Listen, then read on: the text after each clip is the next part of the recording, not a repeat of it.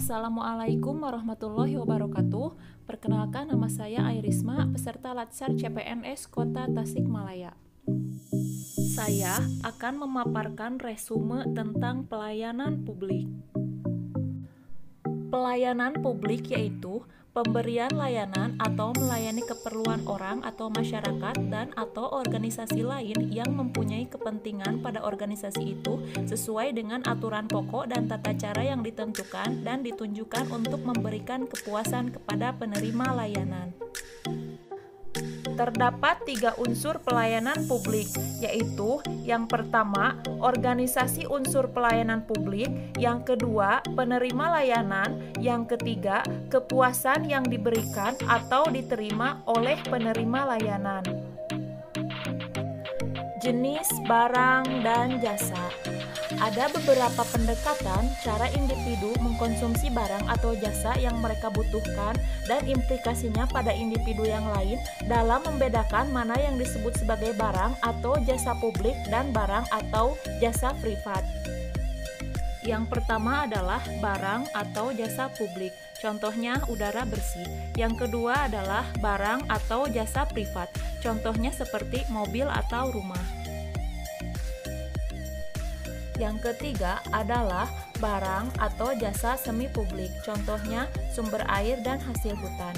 Yang keempat adalah barang atau jasa semi privat, contohnya adalah jalan tol. Prinsip-prinsip pelayanan publik. Ada banyak prinsip yang perlu dipenuhi agar pelayanan publik dapat diselenggarakan lebih baik. Prinsip pelayanan publik yang baik untuk mewujudkan pelayanan prima yaitu yang pertama partisipatif, yang kedua transparan, yang ketiga responsif, yang keempat tidak diskriminatif, yang kelima mudah dan murah, yang keenam efektif dan efisien, yang ketujuh aksesibel, yang kedelapan akuntabel, dan yang kesembilan berkeadilan. Pola pikir ASN sebagai pelayan publik. Ada beberapa hal yang menjadi fundamental pelayanan publik. Yang pertama, pelayanan publik merupakan hak warga negara sebagai amanat konstitusi. Yang kedua, pelayanan publik diselenggarakan dengan pajak yang dibayar oleh warga negara. Yang ketiga, pelayanan publik diselenggarakan dengan tujuan untuk mencapai hal-hal yang strategis bagi kemajuan bangsa di masa yang akan datang.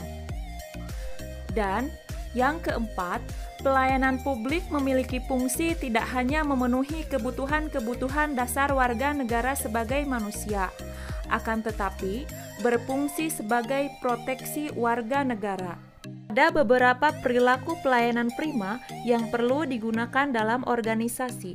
Yang pertama, menyapa dan memberi salam. Yang kedua, ramah. Yang ketiga, cepat dan tepat waktu. Yang keempat, mendengar dengan sabar dan aktif. Yang kelima, penampilan yang rapi. Yang keenam, jangan lupa mengucapkan terima kasih. Yang ketujuh, mengingat nama pelanggan. Dan yang kedelapan, perlakukan pelanggan dengan baik. Demikian pemaparan resume pelayanan publik yang dapat saya sampaikan. Akhir kata, wassalamualaikum warahmatullahi wabarakatuh.